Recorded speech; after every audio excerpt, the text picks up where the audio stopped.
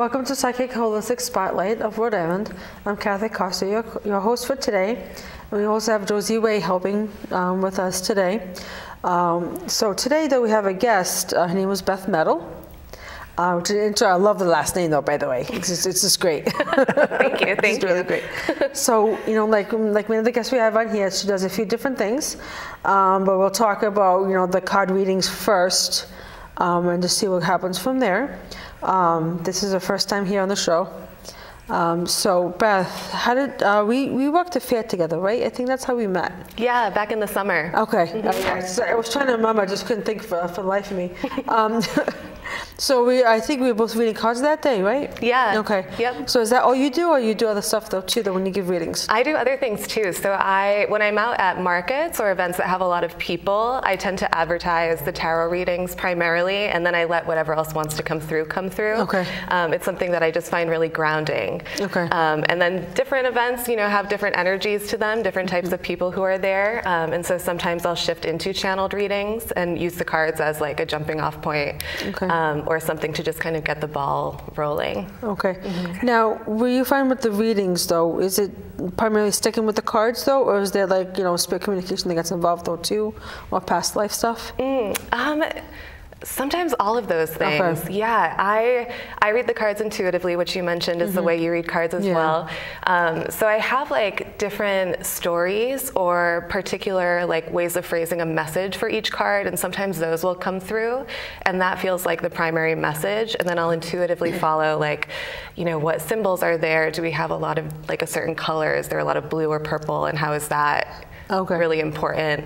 And then from there we'll also just go into any messages that feel present. So it will be like images that flash to me sometimes, like in my mind's eye. Once in a while a smell will come through. That's something that I experience more and more. And I'm realizing that's like a psychic experience as well. Yeah. And so I just kind of roll with however it arrives. Yeah. It's not super common for me to speak directly with like someone's past loved one. Okay. But that does happen here and there. It's always kind of fun to just see how spirit or spirits will be communicating at different places or in different events. Now, when you are channeling, what types of spirits come through? So I would say the ones that come through most frequently for me are, let's see. So lately I've been communicating with elementals fairly frequently. So like the fairy realm or the fae, nature spirits such as trees in particular. When I'm doing channeled readings like one-on-one, usually through Zoom or something virtual, tree spirits come through really frequently. And I find that trees in particular love to show like runes or like a glyph, some kind of symbol message, which has been really interesting. Do you do runes? I don't do runes specifically, no. I'm still learning like all the deeper meanings for each of them, but the symbols will come to me. And so that's something that I'll often dive into learning about with a client or whoever I'm reading for in the moment. Yeah, I'm just starting to learn the runes. Cool. Yeah, never too really late. Chatty. No, never. Definitely. It's fun to see like what just shows up, and it's like, oh, this is what I'm meant to be learning right now. And I find runes to be very chatty. Like once I see one, sometimes I'll see one like on a building or, you know, like out in public somewhere, and then I see it again and again, and I'm like, oh, okay, this is the one I'm supposed to be paying attention to. Yeah, spirit is very adamant that when we're listening to a sign that they're trying to give us. Oh my very gosh. Adamant. Totally, totally. So specific sometimes too, and sometimes annoying. I'm like, okay, I've heard you. It's like, okay, I got it. All right, fine. That's enough. And they're very creative. Yes. Yeah. Oh my goodness. Too creative. Like message received. Yeah. You know, the car's license plate passing by, you know. Yeah. I was seeing 13 all the way here today.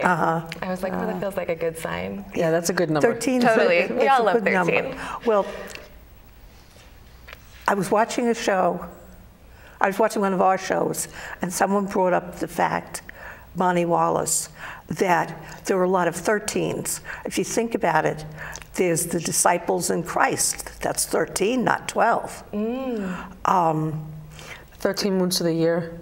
13 months to the year. The moons. 13 moons. 13 There's a moons blue to the moon, year. so yeah. Yeah. And she came up with a couple of others, and I was like, oh, 13 has more going for it than I knew. Yeah, there's. I think it's Eastern astrology that uses 13 zodiacs, I believe.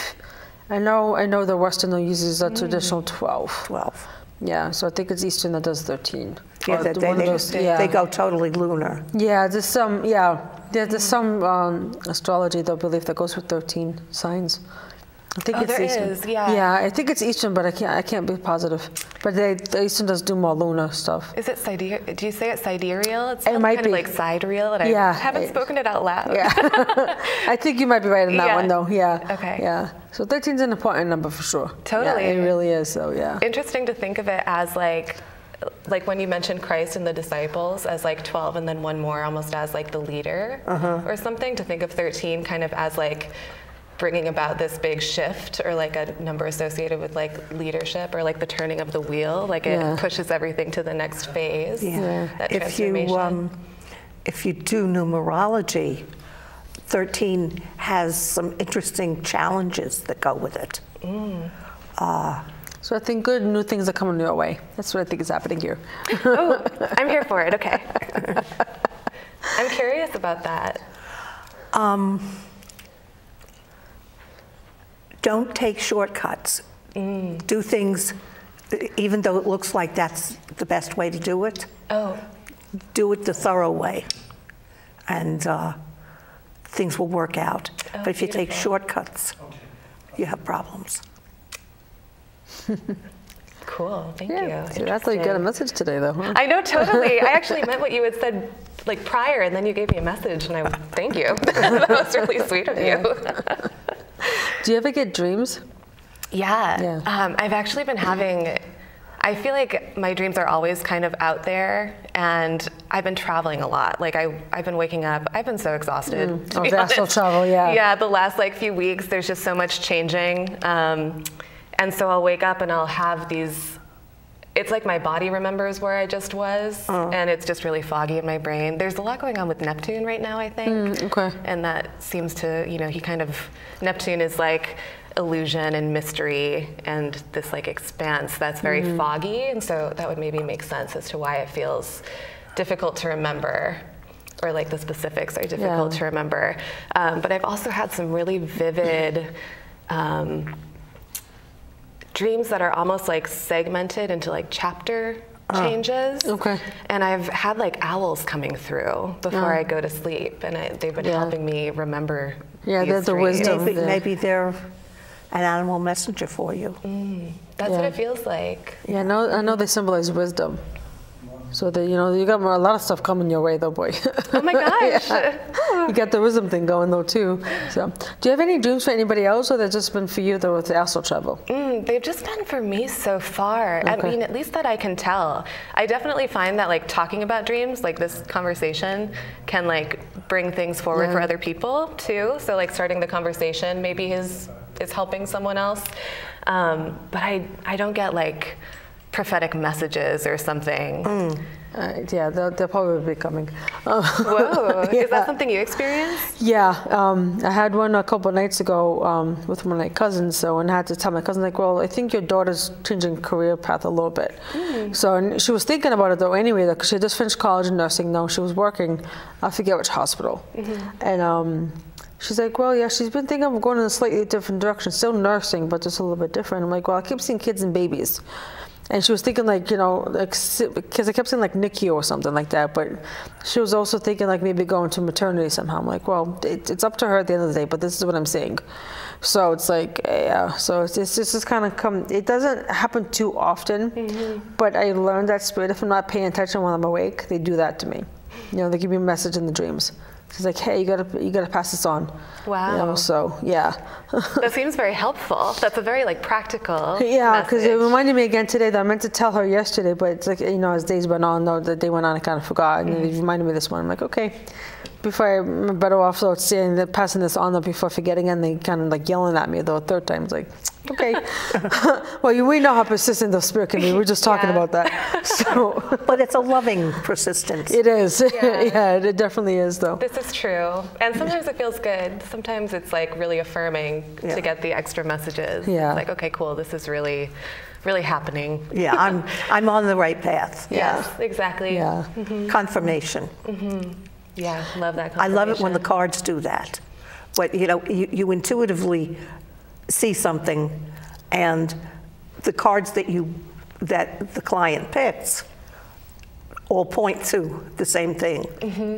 I love that when it happens. Yes, me too. Synchronicity. Totally. And so fun when it's like a really empowering or really fun message. Yeah. Yeah, because that's definitely like, okay, we were just talking about the next card you pull up. That's like, okay, it's talking about the same thing that you were just talking about with them. Yeah. You know? So, If you don't hear me, yeah, it's get the right card. here. Yeah. Yeah. How long have you been doing this? I've been working with the tarot for maybe 8 years, pretty like dedicatedly. I started doing it just, classic, like, I actually bought my own deck. A lot of people say like someone needs to give you your first deck. I bought my first one too. I was like, I want one. I'm just gonna get it. Yeah. I'm not waiting. I want to get Kind of it. how I was though too. Yeah. Yeah. And I went to like my favorite witch shop in San Francisco, and it was very like magical to just hang out by the cards for a while and be like, okay, what exactly? Who wants to come home with me? Let's do this. So you're not native to New England then? I am actually. Oh, you are? Yeah, Okay. I grew up here, South Shore, Massachusetts area, but I just moved back after 11 years in the Bay Area. Oh, okay.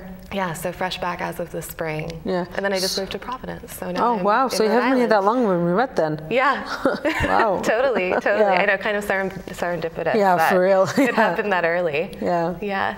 So what made you move to the other side of the state, of the country? I always wanted to go somewhere. Okay. And I graduated from college. I went to Bridgewater State, and I had my degree in English and education, like all different. I hopped around like special education. I almost majored in like history and like that type of like secondary education for English and history. So I just had a lot of education in my background as well. And so I was looking for programs where I could take that and do some like volunteer teaching or something. So AmeriCorps was my vessel to get to the West Coast. Okay. And then from there, it just became like this super creative experience. I thought I'd stay like maybe a year or two, then maybe go somewhere else, and then 10 years later, So and what many made you- experiences later. So what made you move back? I just suddenly felt like it was time. There was Okay. a lot that was shifting for me, like all of us. Pandemic brought up so much for us individually and Yeah. collectively, of course. And I was working in restaurants for many years. So the pandemic was like, Yeah, a hit the very restaurants intense hard, yeah. experience. Yeah, I was managing full time, and everything was just really strange, and such a strong community, like the restaurant family dynamic Yeah. became even more fortified and was really amazing in a lot of ways. But I had started reading cards kind of on the side. I had a couple places where I would read like each night, or like Okay. Thursday and Wednesday I was here, or this other place. And I just wanted to do that more and more. So I decided to make my escape from the restaurant industry, and just spent some time like finding steady tarot gigs, markets, and was really relishing having some time to myself. That was like my slow down moment, and it was just so enriching. And so I wanted to shift more fully into my business and really growing it. I had invested in some programs for like mediumship and different types of like creative divinatory modalities. And as the shift was happening, I hit the point where it was like I should either jump back into a really steady restaurant job, or I need to make a big change. And all signs were like, make the big change, like do something new. And I didn't know that I would move back home, but then suddenly it just clicked, and I'm so glad I did. It definitely brings up a lot of things when you move back to your hometown. And most of my adult life I wasn't here, so it was really like meeting places and people in a new way. And it was really powerful. Because you were gone for a while. And I would come back and visit. Like all my family is from the same area, and we're very close. So that part's been great. Yeah. But it is very new. Yeah. Yeah, and so now I'm like settling into Providence, which I'm really enjoying, and it's been the right move for my business for sure. The markets it's a busy city, yeah. Great, yeah. Lots of opportunities, and just getting those signs of affirmation, you know, that it's like the right path. Yeah. So do you do private readings as well too, or you own? Okay, you do. I do, yeah. All right. So how can people get a hold of you if they have any questions, like a phone or email address? Yeah. So my website is nearbethexperience.com. Okay. There is like an email box there, and it lists all of my readings as well, so people can see what I offer. I have different tarot readings, channeled readings, combinations of the two, plus whatever else happens during the reading. Yeah. And then my email address is bethmetalx777@gmail.com. People can hit me up that way for inquiries or events. Okay. Yeah. All right.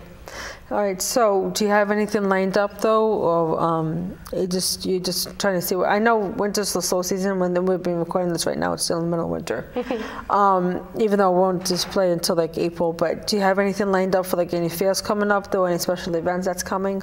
As far as the spring goes, nothing in the spring yet. Okay. Yeah, I've kind of been like letting myself settle into this new moment. Okay.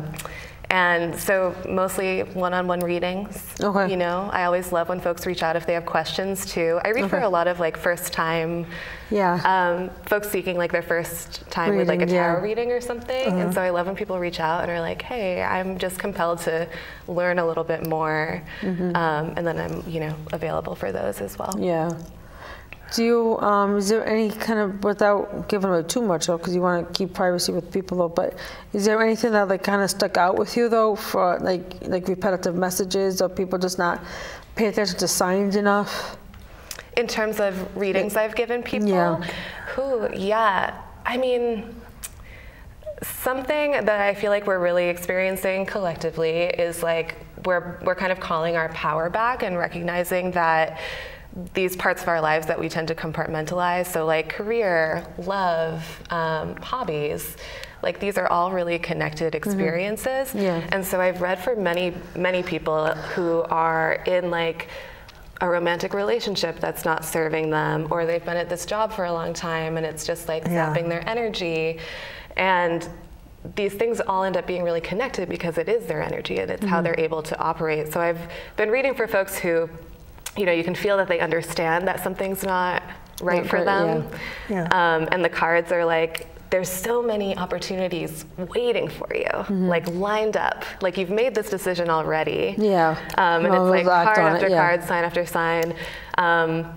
Once someone's like grandmother came through and like shared a specific image that was like very affirming for them as well. But there's just so much now where it's like, it is about what you want. You know, like what do you want? You deserve that. And how can we like support you in feeling safe getting there? Yeah, there was a repeat client of mine though that like there was issues there with her relationship that she was in, but she knew it wasn't working. Her mother was telling her, and repeat after repeat of messages though, it's like when she came to me, it's like, it's not working. I can't see forward unless this changes. The spirit are absolutely flat out refused. You can't go forward unless this changes though, because it just, you're just stuck. Yeah, I have a client that she's come to me quite a few times. She wants to know about a romantic relationship, but Spirit has told her that she has to clear away her childhood issues with her parents. And she asked me again, you know, about a romantic relationship. And I said, how's it been going with working with your parents?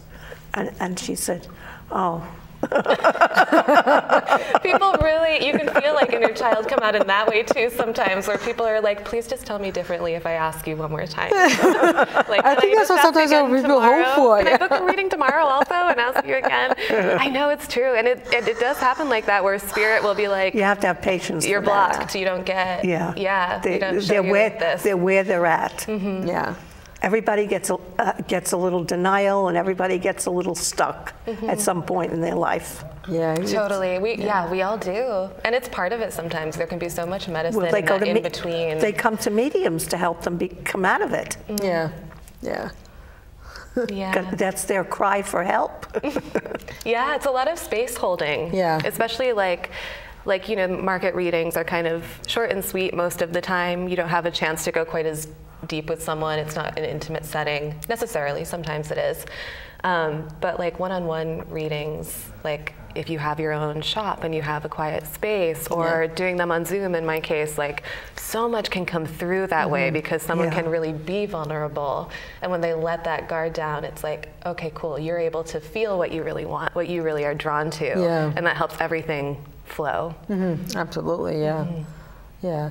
So, you know, it's getting back to what I was saying before, like, so she finally, like, after, like, I think it was like a year of coming to me, though, every few months or so, she finally ended things, and I'm like, well, I see good things happening now. You know, so then they want to talk about the next stuff, the next step. Yeah. It's like, you know, it's like, okay, you're ready, but you got to make sure you stick with this, with what you've decided, or because like sometimes when we undo a decision, we tend to fall backwards. Yeah. We tend to repeat old patterns because it's what we're comfortable with. We know what to expect at that point, though. Totally. Yeah. It's so very natural. Yeah, yeah. So it's hard to change, and hard to, you know, change what you know is bad, even though it's like, you know, it's bad. Yeah. You know, so you know that happens a lot. Seems to be a really strong theme sometimes. Yeah, it's very hard to make changes. Yeah. Some people suffer from that more than others. Yeah, it's harder for some of us. Yeah. They see things in a more fixed way. If you look in astrology, they have fixed signs, and they have a harder time making changes. It's one of their life learning experiences. Yeah. Do you see that a lot though too, though, when people are struggling with like a life lesson?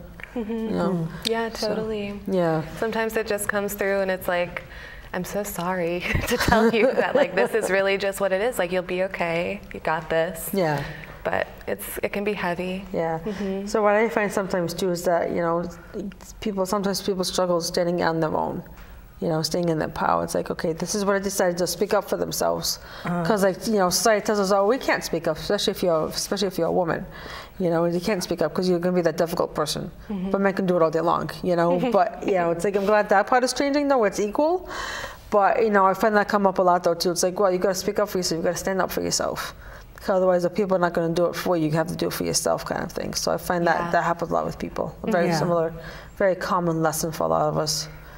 Yeah, absolutely. Because we can't, I mean, we all have free will and autonomy, and it's like we can help.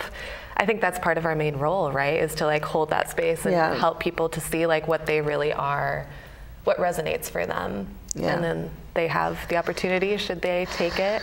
This feels like the devil card, like when the devil shows up and it's like the devil is showing you that you can see something that you want to change. So like, will you change it? Or will you continue going as if nothing ever happened? Yeah, sometimes our customers get nervous when they see the devil come. Like, it doesn't mean that it's evil, it just means change. Totally. To like give the disclaimer. It's like devil, tower, 10 of swords, and it's like, okay, first of all, everything's okay. You know? Let me break this down a little bit. We're gonna decondition a little bit first. Yeah, the tower card. Yeah, we're never falling out of the tower. I'm like, oh. And it is like rebirth, right? I'm like, I'll like share that whole thing, and the person's still looking at me like, I'm looking at this card. This is not telling me rebirth is coming. This isn't like a white dove after a storm. But it's so important, so important. Yeah, sometimes you have to make that change, Totally. Relish the moments as much as we can because they are part of all of it. The good, the bad, and the ugly. Yes. They're all gifts. Yes. Everything is a gift. Even the, as my friend called it, even the gifts in ugly wrapping. The ugly part of things. Totally. That's very much the tower. Yeah. The scary wrapping. Yeah. If something doesn't change, just make sure something changes for us though too. Like the situation with my client recently though. You know, when she called me for a reading, I'm like, oh, something happened. And they're not the psychic part of me in that moment. It's like, oh my God, what happened to the husband? You know, but it's like, it just so happened it wasn't the worst case like my first thought. I'm like, I knew there was a big change. But, you know, it's like, as we know, we can't always be on, though, too, though, you know, with communication. But when she came to me later that week, it's like, oh, this is what happened. Yeah. You know, so it was a big change, but it wasn't the worst case that I was first thinking it was. So it's like, oh, okay, well. So, yeah. What they should do is issue a warning about psychics that what the psychic sees is not written in stone. You can change things, the outcomes of things, by changing your approach to life. Yeah, I've said that too to a few customers though, Yeah, you know, it's like, as of right now, this is what I'm seeing, but depending on what you choose, it'll change in 3 months. It can change in 3 months. Yeah. Yeah, I totally believe in like the, you know, timelines are always shifting. We have like some sovereignty in shifting our timelines, and things also overlap. So it's like sometimes maybe the hard medicine is like what you need in that moment, but you're already on the trajectory for like your most fulfilling experience. You know, what will be most helpful in those moments when you have someone who has like mediumship gifts, who can really deliver something unique to you. Yeah, and sometimes I find funny, like, well, a good kind of funny where, you know, the loved ones mean well, but it's like 5 of them come in, but they all say the exact same thing. I'm like, okay, you got to do this though, because they're all kind of screaming at me. Wow. You know, all 5 of them. It's like, whoa, guys, okay, hold on just a second here, you know? It's like. Wow, so you have very like direct experiences with specific individuals when you're reading for someone. Wow, that's very cool. Yeah, it doesn't always happen, but sometimes it does. It's like, okay, I got 5 of them and kind of yell. It's like, you're not doing this though, but yet, you know, you told it 5 times. I'm like, whoa, okay. It's like, okay. Who's the one that talks a lot? You know? All right, so since we're almost done with this episode, how can we get hold of you again? Oh yeah, so my website is nearbethexperience.com. So folks can check out my readings there. They can see what I offer, and they can also email me through my website if they have any questions about anything. Okay. You can also follow me on Instagram. My handle is also nearbethexperience. There's a little underscore between Beth and experience. Yeah, those are the 2 main modes I have of communication. So how did you come up with near Beth experiences? Actually, my friend Anna helped me with that one. Shout out to Anna. We were working with like the Beth metal thing. We were like, how can we like pull more nuance into like the way you read that has to do with this? And then we just started to realize, oh, Beth and death, like what phrases can we use? And then near Beth experience came up, and it was just perfect. Okay, yeah, so it works though. It definitely works though. Yeah, thank you. So it gets your attention. Yeah, people seem to like it. And then everyone's like, are you Beth? And I'm like, I am. My name's Ashley. Just kidding. You know? Definitely throw them for a loop. Though. I know, totally. So we didn't get into this part yet, but how did you get started on reading cards? Oh, I started when I always kind of bring it back to when I started to go to Reiki sessions. So this was maybe like 2014, 15. And the Reiki practitioner I was going to would sometimes bring out the tarot cards, and she had the Thoth deck. And I would just get so excited when she brought them out. And I'd known of tarot cards. I had friends here and there who had a deck. And I was just always so into it. And suddenly I was like, why am I not pursuing this? Like, I was letting these things come to me because I thought that was part of the like divine messaging system. And then that's when I was like, oh, I need to go buy my own deck and jump into this, because it just like thrilled me when they would show up. Yeah. Do you do healing as well? No. Not like energy healing specifically. Oh, okay. I thought, you know, when you mentioned Reiki that, you know, you might also do that. No, I haven't actually taken any like practitioner courses like that for something energetic, but I am definitely interested in that. That's a big part of the reading for me. I have a friend who, every time she takes a healing class, her psychic energy gets stronger. I see that happen a lot though when I give my classes though, to teach, so it always gets a little bit stronger. That's what I find with the students. Yeah. That makes a lot of sense. It strengthens your spiritual connection, I think. That makes a lot of sense. And it's very encouraging to pursue this. So thanks for that inspiration. Yeah. That's why I always find that every single student though can validate that. that I've had for the, because I teach Reiki. So, okay. yeah. So I should I'm like, clarify I'll that a text bit. you after the show. Great. So, yeah, so it's like, that's what I find out every time, though. Yeah. So it's just So nice having you magical. on, though. So, Oh, thank you so much. Yeah, it was really fun. Yeah. yeah. So, We So are going to have another.